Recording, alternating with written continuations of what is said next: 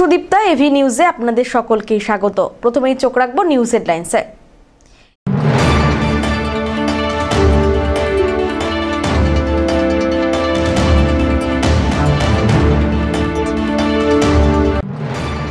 বাবুঘাটের আড্ডায় জগদ্ধাত্রী পুজো। দ্বিতীয় বর্ষে জগদ্ধাত্রী পুজোয় মেতে উঠলেন আড্ডা প্রেমীরা।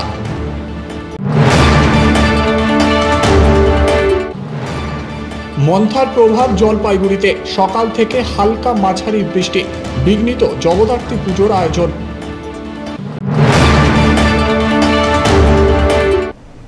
এবার আসছে বিস্তারিত সংবাদে। মন্থার প্রভাব জলপাইগুড়িতে। সকাল থেকে হালকা থেকে মাঝারি বৃষ্টিপাত, বৃষ্টিতে বিঘ্নিত জগদ্ধাত্রী পুজোর আয়োজন। একদিনের পুজোর আয়োজন হয় জলপাইগুড়িতে। রাতে মণ্ডপে মণ্ডপে চলে এসেছে প্রতিমা। সকালে সপ্তমী দিয়ে শুরু পুজো, রাতেই নবমী পুজো সমাপন। আগামীকাল বিজয়া দশমী দিয়ে পুজো শেষ। তবে সকাল থেকে বৃষ্টির কারণে পুজোর আয়োজনে রীতিমতো হিমশিম খেতে হয় আয়োজকদের। বৃষ্টি কালকে রাত্রেবেলা যখন আমরা ঠাকুর আনতে যাই তখনই হালকা হালকা করে বৃষ্টি শুরু হয়ে গেছিল এবং তাতে করে আমাদের ঠাকুর আনাতে একটু ব্যাঘাত ঘটে এবং তার সাথে আজকে সকাল থেকে কালকে রাতের থেকে প্রচণ্ডভাবে বৃষ্টি হয়, তার জন্য মণ্ডপের কাজটাও আমাদের একটুখানি ডিলে হয়ে যায় এবং এখনো অবধি আমরা পুজো শুরু করে উঠতে পারিনি। যেখানে আগের বছর আমাদের 8টার মধ্যে আমাদের সপ্তমী পুজো শুরু হয়, কারণ আমাদের এখানে তো আমরা একদিনেই পুজো করি এবং একদিনে পুজোতে সপ্তমী অষ্টমী নবমী 3টে পুজো একদিনের মধ্যে কমপ্লিট করতে হয় আমাদের। তো আজকে এখনো অবধি আমরা পুজোটা শুরু করতে পারিনি, বৃষ্টিতে আমাদের মানে পুজোর সত্যি বাধা হয়ে গেছে। এখন দেখা যাক, মায়ের ইচ্ছা। এখন আশা করছি খুব তাড়াতাড়ি আমরা পুজোটা শুরু করে দিতে পারবো এবং কতটা দর্শনার্থী আজকে আসতে পারবে আমাদের এই পুজো মণ্ডপ দেখতে, সেটা নিয়েও আমরা একটা চিন্তিতের মধ্যে আছি। ব্যাঘাত বলা যাবে না, বলতে পারি যে প্রাকৃতিক দুর্যোগের জন্য আমাদের পুজো একটু দেরি হচ্ছে। কারণটা হচ্ছে এই বৃষ্টির জন্য বিভিন্ন জিনিসপত্র বা আসার ক্ষেত্রে আমাদের মহিলাদের বাড়ির যারা, তাদের আসতে একটু দেরি হচ্ছে, কিন্তু পুজোর মধ্যেই শুরু হয়ে যাবে এখন। বৃষ্টি তো প্রভাব পড়েছে, তাহলে অন্যবার বা আগের বছর আমরা যখন করি প্রথমবার মায়ের পুজো, তখন যেমন এই সময়ের মধ্যে পুজো শুরু হয়ে গেছিল। তো এবার বৃষ্টির জন্য কিছুটা একটু দেরি হচ্ছে, এটাই। আজকে সপ্তমী অষ্টমী নবমী একসাথে পুজো হবে, কালকে দশমী হয়, আর আজকে খিচুড়ি আমাদের প্রসাদ বিতরণ আছে এখান থেকে। আগামীকাল দশমী পুজো হয়, বিসর্জন।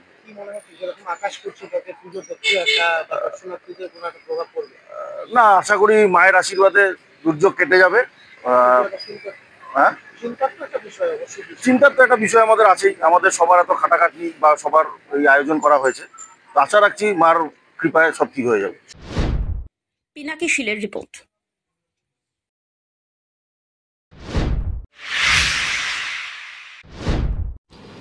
বাবুঘাটের আড্ডায় জগদ্ধাত্রী পুজো। এবছর দ্বিতীয়তম বর্ষে জলপাইগুড়ি শহরের বাবুঘাট চত্বরে জগদ্ধাত্রী পুজোয় মেতে উঠলেন বাবুঘাটের আড্ডা প্রেমীরা। এদিন অত্যন্ত নিয়ম নিষ্ঠার সঙ্গে জগদ্ধাত্রী দেবীর পুজোর আয়োজন করা হয় উদ্যোক্তাদের তরফে।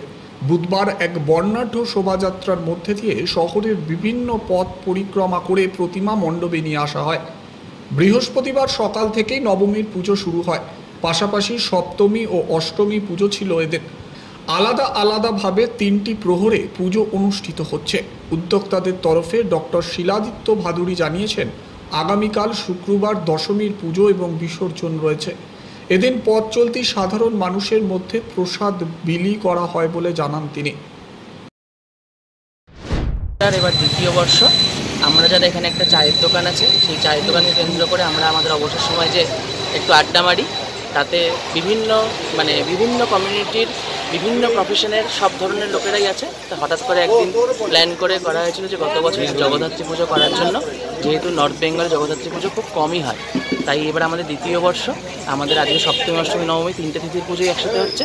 সঙ্গে এখন চলছে খিচুড়ি জনসাধারণের জন্য, সবাই মিলে উপভোগ করছি। আপনারাও আসুন, তাহলে আমাদের খুব কে এসেছিল, কাকে সংশয়পত্র বা কি দিলেন, কি বিষয় যদি বলেন? এই মুহূর্তে যেমন আমাদের এসডিও স্যার এসেছিলেন, উনি অঞ্জলি দিলেন। একটু আগে এসেছিলেন আমাদের municipality vice chairman Saikat Chattopadhyay মহাশয় এবং আমাদের জলপাইগুড়ি গভর্নমেন্ট মেডিকেল কলেজের MSP sir doctor Kalyan Khan, AMS sir doctor Surajit Sen মহাশয়, সবাই এসেছিলেন। আর আমরা সবাই মিলে আছি এখানে, বিভিন্ন লোকেরা মিলে, প্লাস বাবুপাড়ার সমস্ত লোকেরা মিলে বিভিন্ন মজা করছি, খুব ভালো লাগছে। জগদ্ধাত্রীর আরাধনা হচ্ছে, এর থেকে আর আনন্দের জিনিস কি হতে পারে? আপনারা দেখেছেন যে গোটা পশ্চিমবঙ্গ জুড়ে আজকে জগদ্ধাত্রী পুজো খুব সাড়ম্বরে পালিত হচ্ছে। একই সাথে আমাদের একটু সতর্কতাও রয়েছে এই মুহূর্তে বৃষ্টি নিয়ে, সুতরাং সেটা নিয়েও আমরা একটু মানে রত আছি সেই কাজটাতেও। তো এখানে জগদ্ধাত্রী পুজোর যে সুন্দর আবহ এবং আবেশ, আগামী দিন আরও মঙ্গলময় হয়ে উঠবে। সব্যসাচী মজুমদারের রিপোর্ট।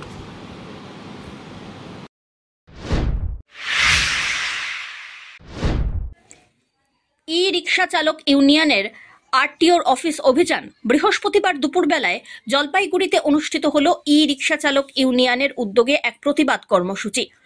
সংগঠনের পক্ষ থেকে টোটো চালকদের নানা দাবি দাওয়া নিয়ে এই দিনের আরটিও অফিস অভিযান অনুষ্ঠিত হয়। ডিভিসি রোডের মাদ্রাসা ময়দান থেকে মিছিল বের হয়। ব্যানার প্ল্যাকার্ড হাতে শতাধিক ই রিক্সা চালক এবং সংগঠনের সদস্যরা স্লোগান দিতে দিতে আরটিওর অফিসের উদ্দেশ্যে রওনা হন। মিছিলটি শহরের প্রধান পথ পরিক্রমা করে জেলা শাসকের দপ্তরে এসে শেষ হয়। ইউনিয়নের পক্ষ থেকে দাবি রাখা হয়েছে বিনামূল্যে সমস্ত টোটো চালকদের রেজিস্ট্রেশন, 2 বছরের মধ্যে পুরনো টোটো বদলে নতুন ই রিক্সা কেনার সরকারি শর্ত অবিলম্বে প্রত্যাহার, নতুন ই রিক্সা কেনার জন্য ভর্তুকিযুক্ত ঋণের ব্যবস্থা করা, পৌরসভার নেওয়া অতিরিক্ত টাকা দ্রুত টোটো চালকদের ফেরত দেওয়া। সংগঠনের তরফ থেকে অভিযোগ করে বলা হয়, রেজিস্ট্রেশনের নামে টোটো চালকদের উপরে অযৌক্তিক আর্থিক চাপ সৃষ্টি করা হচ্ছে। এতে বহু শ্রমজীবী পরিবারের জীবিকা বিপন্ন হচ্ছে। জেলা প্রশাসনের মাধ্যমে রাজ্য সরকারের কাছে সমস্ত দাবি দাওয়া পৌঁছে দেওয়ার উদ্দেশ্যেই একটি দাবিপত্র তুলে দেওয়া হয়। ইউনিয়নের পক্ষ থেকে জানানো হয়েছে, দ্রুত দাবি না মানা হলে আগামী সপ্তাহেই টোটো ধর্মঘটের পক্ষে যাবে সংগঠন। রাজ্যের পরিবহন দপ্তর তারা নির্দেশিকা জারি করেছে যে টোটো চালকদের 2845 টাকা দিয়ে তাদেরকে 2 বছরের জন্য যে টোটোগুলো তারা চালায় সেটা রেজিস্ট্রেশন করতে হবে এবং এই 2 বছরের মধ্যেই সেই টোটোগুলোকে বদল করে বিভিন্ন কোম্পানি যারা তৃণমূল এবং বিজেপিকে নির্বাচনী বন্ডে পয়সা দিয়েছে, যেমন মহিন্দ্রা, বাজাজ এবং অন্যান্য কোম্পানি, সেই কোম্পানির টোটো শুধু চলবে। ফলে এই টোটোগুলোকে বদল করে সেই কোম্পানির টোটো কিনতে হবে, এটা হচ্ছে তারা সিদ্ধান্ত গ্রহণ করেছে। এক্ষেত্রে আমাদের একদম পরিষ্কার বক্তব্য যে কোনো 2 বছরের মধ্যে টোটো বদল করার যে সিদ্ধান্ত, এই সিদ্ধান্ত পৌরসভা আমাদের রাজ্যের পরিবহন দপ্তরকে অবিলম্বে বাতিল করতে হবে। এবং আমরা আমাদের ইউনিয়ন, ই রিক্সা চালক ইউনিয়ন, আমরা সিআইটিউ, আমরা বারে বারে হচ্ছে টোটো চালকদের সরকারি স্বীকৃতি, সামাজিক সুরক্ষার দাবি আমরা করেছি। ফলে টোটো চালকদের রেজিস্ট্রেশন হোক আমরা চাই, টোটো চালকদের সরকারি স্বীকৃতি হোক এটা আমরা চাই, এটা আমাদের দাবি। কিন্তু ওই যে 2845 টাকা, তার সঙ্গে লেট ফাইন, অন্যান্য বিষয় যুক্ত করে প্রায় 4000 টাকার মতো যেটা লাগবে, এটা টোটো চালকরা দিতে রাজি নয়, এটা বড্ড বেশি। ফলে আমরা যেটা বলছি যে 2 বছর, 5 বছর, 3 বছর, 6 মাস এটা রাখা যাবে না। এককালীন টোটো চালকরা 500 টাকা দিতে রাজি আছে, সেই 500 টাকা দিয়ে তারা রেজিস্ট্রেশন করবে এককালীন। এবার সেটা সেই টোটো যতদিন চলবে সেই টোটো অনুযায়ী তারা নিজের মতো করে তার কন্ডিশন, ফিটনেস অনুযায়ী সে চেঞ্জ করে নেবে। এক্ষেত্রে সরকারের যে দাদাগিরি, সরকারের যে খবরদারি, সেটা চলবে না। ফলে এই দাবিতে আজকে আমরা এসেছি। সঙ্গে জলপাইগুড়ি পৌরসভা এবং ধূপগুড়ি পৌরসভা, ময়নাগুড়ি পৌরসভা, বিভিন্ন পৌরসভা বিভিন্নভাবে টোটো চালকদের থেকে প্রতি বছর পয়সা তুলেছে, টাকা তুলেছে, কোথাও 500, কোথাও 1000, কোথাও 1500, কোথাও 5000। এই টাকা টোটো চালকদের ফেরত দিয়ে দিতে হবে, কারণ পৌরসভার আন্ডারে যেহেতু আর টোটো থাকছে না, ফলে এই টাকা ফেরত দিয়ে দিতে হবে। এটাগুলো কি নামে নেওয়া হয়েছিল, কিসের জন্য, কি জন্য নেওয়া হয়েছে আমরা জানি না। রেজিস্ট্রেশন করবে, কি করবে, অর্ধেক করেছে, তারপরে কাউকে দেয়নি। ওই যে 3 নাম্বার দিয়েছে ওটা তো লাগবে না, ওটা সবাই পৌরসভায় ফেরত দিয়ে দিবে, অসুবিধা কি আছে, দিয়ে টাকা নিয়ে নেবে। এটা হচ্ছে আমাদের দাবি। আর যারা নতুন গাড়ি কিনবে ই রিক্সা, সেক্ষেত্রে সরকারি ভর্তুকিযুক্ত যে ঋণ, তার ব্যবস্থা সরকারকে করতে হবে, এটা হচ্ছে আমাদের দাবি। আর ফর্মের মধ্যে যেভাবে ইলেকট্রিক বিলের নাম্বার, যেভাবে ব্যাংক অ্যাকাউন্টের নাম্বার, কি কারণে নেওয়া হচ্ছে, এটা সরকারকে পরিষ্কার করতে হবে। যে ফর্মটা, যে ওয়েবসাইটটা দেওয়া হয়েছে, সেখানে যে ডকুমেন্টসগুলো নেওয়া হচ্ছে, এটার আমরা তীব্র বিরোধিতা করছি। ফলে ইলেকট্রিসিটি বোর্ডের নাম্বার, ব্যাংক অ্যাকাউন্টের নাম্বার কেন নেওয়া হচ্ছে, সরকারকে পরিষ্কার করতে হবে। এটাই হচ্ছে আমাদের মূলত দাবি। ধীমান রায়ের রিপোর্ট।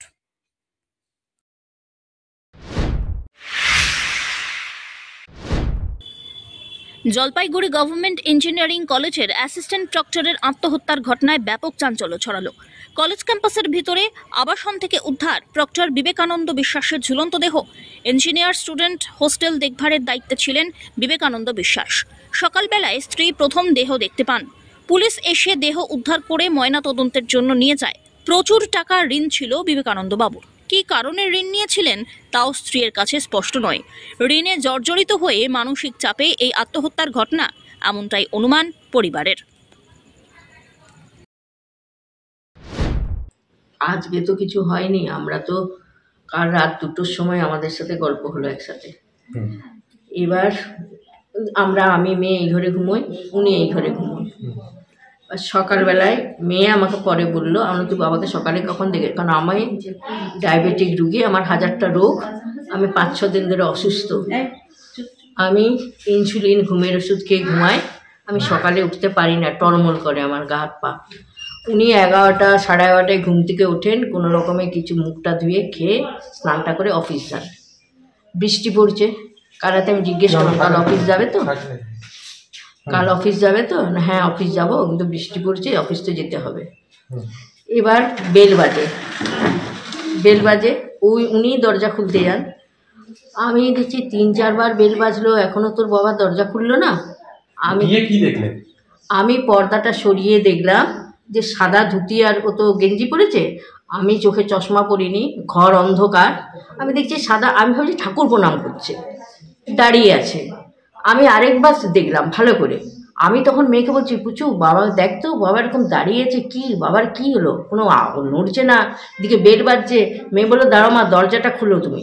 তখন মেয়ে চিৎকার করে বলছে, হে মা বাবা তো ঝুলছে। কেন হলো, কেন এরকম করলো? কেন হলো, আমাদের সাথে কোনো ঝগড়াঝাটি হয়নি, কিছু নেই, খালি ওনার টাকা পয়সার সমস্যা ছিল, প্রচুর লোন।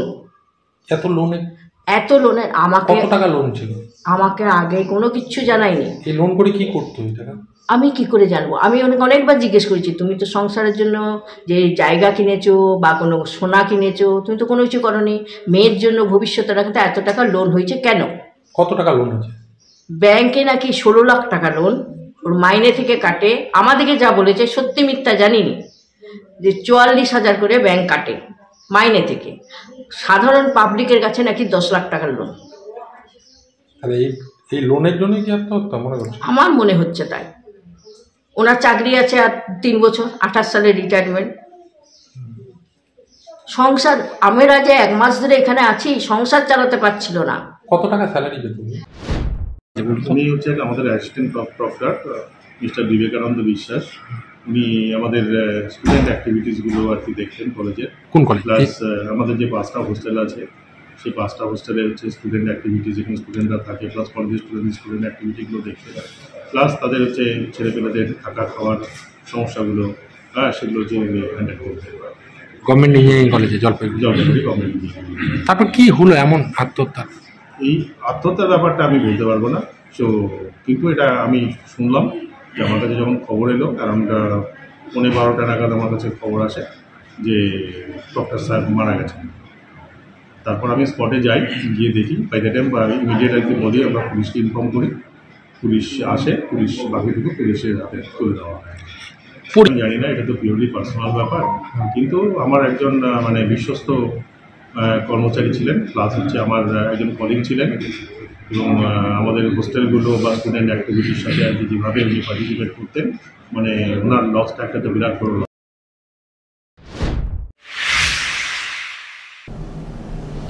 নিয়ে নিচ্ছে ছোট্ট একটি বিরতি, ফিরে আসছি বিরতির পর, সঙ্গে থাকুন।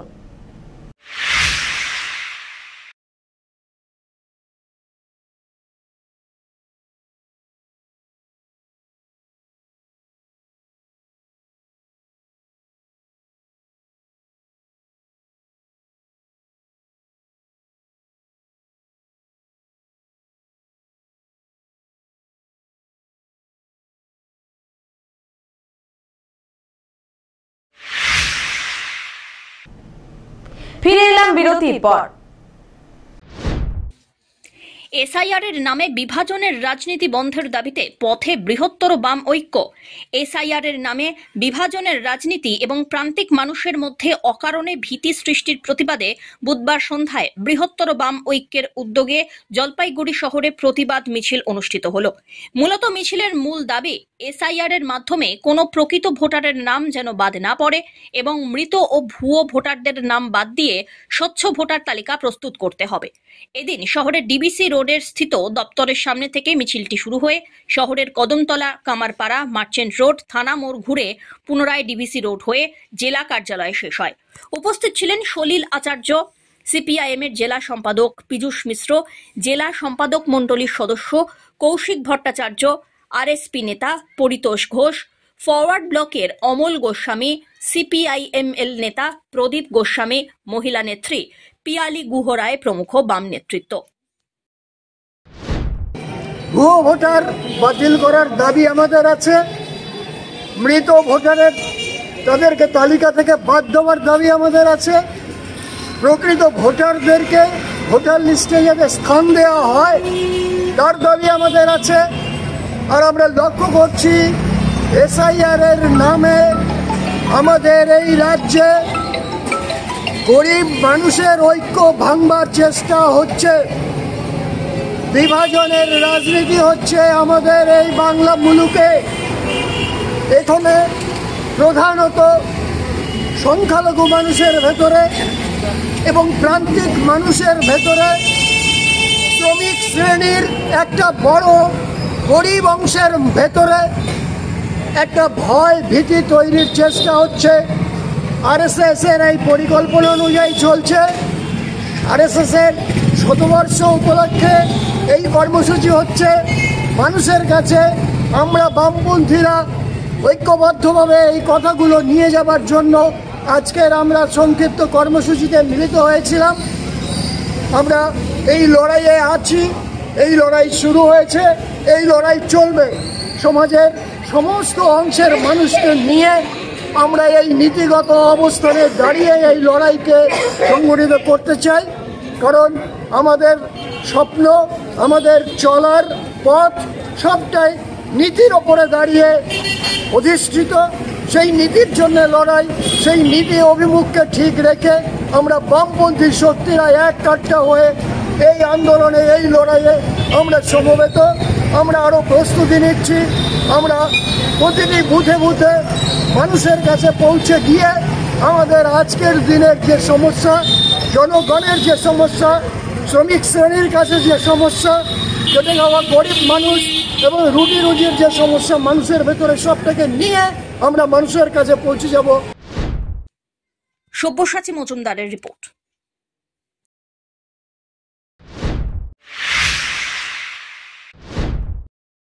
এবার বন্যা দুর্গতদের পাশে মানবতার হাত বাড়িয়ে দিল শ্রমিক সংগঠন সিআইটিইউ এর সদস্যরা। বন্যার প্রায় 25 দিন অতিক্রান্ত হলেও দুর্গত মানুষের দুর্ভোগ এখনও কাটেনি।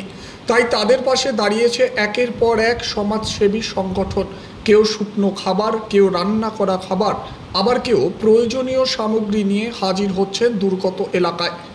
বন্যায় যাদের সবকিছু হারিয়ে গিয়েছে সেই সকল অসহায় মানুষদের পাশে দাঁড়ানোর জন্য আমাদের রান্নাঘর নামে বিশেষ উদ্যোগ নেওয়া হয়েছে, যেখানে বিভিন্ন সংস্থা নিজেদের উদ্যোগে রান্না করে দুর্গতদের খাবার পৌঁছে দিচ্ছে। সেই উদ্যোগের অংশ হিসেবেই এদিন গাধেয়ারকুটি গ্রাম পঞ্চায়েতের বগরিবাড়ির হোগলাপাতা এলাকায় বন্যা দুর্গতদের জন্য রান্না করে খাওয়ানোর আয়োজন করে জলঢাকা কোল্ড স্টোরেজ সিআইটিইউর সংগঠনের সদস্যরা।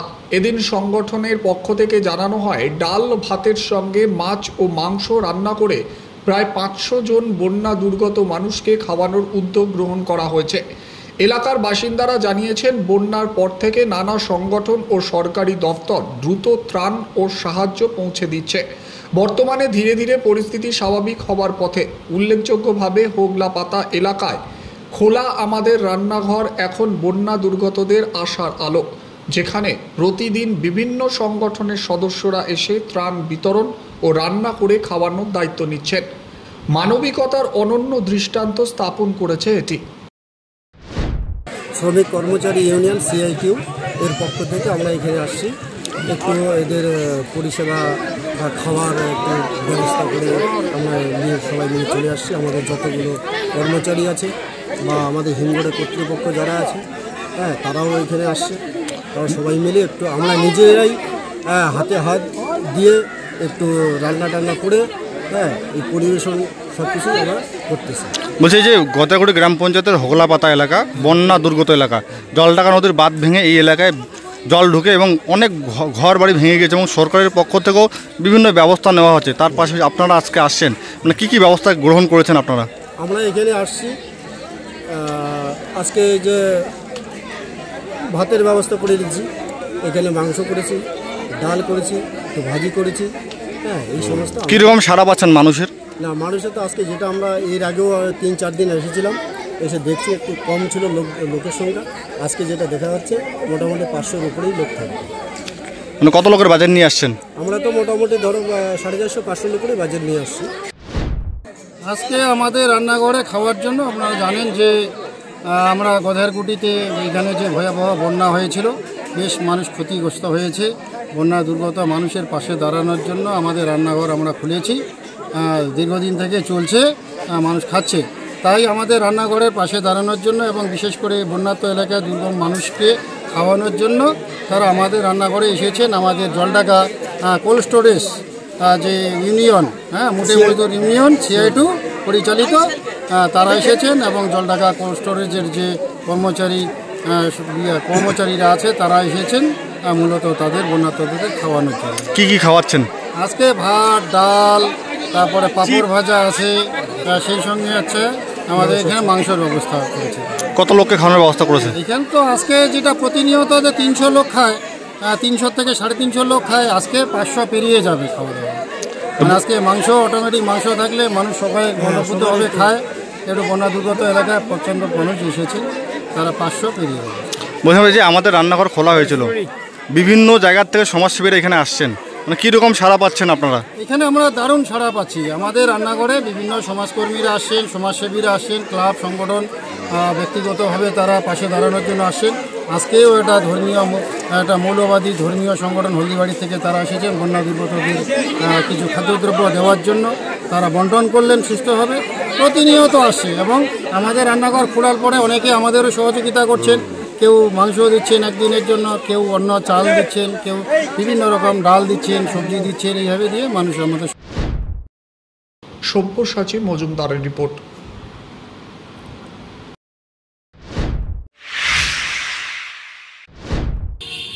প্রথমে বন্যার ধাক্কা, এবার মন্থার শঙ্কা। জোড়া ফলায় পিছিয়ে যেতে বসেছে তিস্তাপাড়ের নতুন আলু চাষ। ফলে এবার আর বছরের শেষে নয়, নতুন আলু পেতে পেতে অপেক্ষা করতে হবে জানুয়ারি পর্যন্ত। প্রত্যেক বছর অক্টোবরের শুরুতেই আগুড়ি বা পোখরাজ আলু রোপণ করে থাকেন জলপাইগুড়ির তিস্তাপাড়ের সদর, রাজগঞ্জ, ময়নাগুড়ি এলাকার কৃষকরা। 60 দিনে আলু তৈরি, আগে রোপণ। তাই নতুন আলু হিসাবে আগে বাজারে চলে আসায় ভালো দামও পেয়ে থাকেন তারা। কিন্তু এই বছর শুরুতেই ধাক্কা দিল প্রকৃতি। 5ই অক্টোবরের ভয়াবহ বন্যায় ক্ষতিগ্রস্ত তিস্তাঞ্চল। মাথায় ওঠে আলুর চাষ। 6 দিন দাঁড়িয়ে থাকে নদীর চর এলাকায় জল। পরিস্থিতি স্বাভাবিক হলে ফের জমি তৈরির কাজে হাত লাগিয়েছিলেন তারা। বীজও তৈরি, কিন্তু এবার বাদ সাধছে মন্থা। পিছিয়ে যাচ্ছে আলুর চাষ। ফলে এবার ডিসেম্বর নয়, নতুন আলুর জন্য অন্তত জানুয়ারি মাস পর্যন্ত অপেক্ষা করে থাকতে হবে, এমনটাই বলছেন কৃষকরা। এই কিছুদিন আগেই মনে করো অনেকটা ধকল চলে গেল, যেমন বর্ষায় 10-12 দিন মনে করো জলের তলায় ছিল জমি। হ্যাঁ, আর এখন মোটামুটি একটু শুকিয়েছিল। যাই হোক, ভাবছি আমরা কিছু আলু চাষ করে কিছুটা ক্ষতিপূরণ আর কি ভালো করব, বা মনে করেন যে চাষ রেডি করেছি, প্লাস কিছু জমিতে সারেও দিয়েছি, কিছু লাগিয়েও ফেলেছি। এখন সব তো যে বৃষ্টি হয়েছে সব শেষের দিকেই, এখন কি করা যাবে এটা আর কি ভাবছি। মানে আগামীতে মানে আলু চাষটা কি পিছিয়ে গেল? অনেক পিছিয়ে গেল, প্রায় 15 দিন পিছিয়ে গেল। হ্যাঁ হ্যাঁ হ্যাঁ। আপনার এবার ডিসেম্বরে আলু খাওয়া, নতুন আলু? না না না, সম্ভব না। কিছুটা বুনেছি 6-7 বিঘা, আরো এটা রেডি করা আছে। এই বৃষ্টির আশঙ্কার জন্য আমরাও খুব ভয়ে আছি। এক প্যাকেটে বা আলুর দাম ম্যাক্সিমাম 2200-2300 টাকা পড়ছে। আর ওয়েদার খারাপের জন্য আমরা এখন সাহস পাচ্ছি না যে জমিটা লাগাবো। এখন লাগাতে গেলে মনে করে যে যদি কোনো সময় যদি জল টল বেশি হয়ে যায় ঘূর্ণিঝড়ে টরে, তাহলে আমাদের আলুটা পচে যাবে, আমি ওটা কিছু করতে পারবো না। এর জন্যই আমরা খুব চিন্তার মধ্যে আছি। আকাশ তো এমনি এখন মেঘলা দেখা যাচ্ছে, সকালবেলা কিছুটা বৃষ্টিও হলো হালকা ধরনের। এটাই আরো বেশি ভয় হচ্ছে। এখন কি করব না করবো এখন নিজেরাই বুঝতে পারছি না। আলু তো এমনিও পিছিয়ে যাবে এখন, যদি বৃষ্টি হয়ে যায়। যদি না হয় তাহলে তো ভালো, আর যদি বৃষ্টি হয়ে যায় তাহলে তো সমস্যা। দুদিন আগে তো বন্যা কাটিয়ে, হ্যাঁ 2 দিন আগে মোটামুটি লক্ষ্মী পূজার মধ্যে বন্যা হয়ে গেল। এখান থেকে জল ছিল 5-6 দিন, এখন মোটামুটি আবার কষ্ট করে রেডি ফেডি করা হয়েছে জমি, এইভাবেই আছে। এখন আমরা সাহস পাচ্ছি না। তার মানে এখন আগুরি আলু বা নতুন আলু পোকরাজ আলু অনেকটা পিছুচ্ছে। অনেকটা পিছবেই, এখন লাগাতে পারছি না, এখন যে যুগ চলছে। পিনাকি শিলের রিপোর্ট।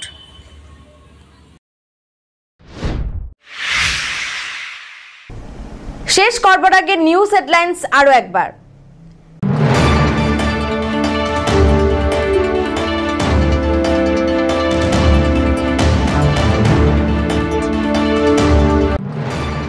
বাবুঘাটের আড্ডায় জগদ্ধাত্রী পুজো, দ্বিতীয় বর্ষে জগদ্ধাত্রী পুজোয় মেতে উঠলেন আড্ডা প্রেমীরা।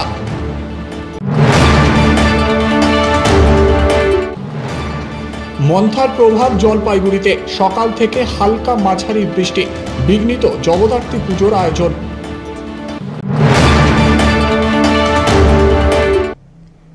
এখনকার মতন এভি নিউজ এ পর্যন্তই। পরবর্তীতে আসছি আরো সংবাদ নিয়ে, দেখতে থাকুন আমার ভিশন। নমস্কার।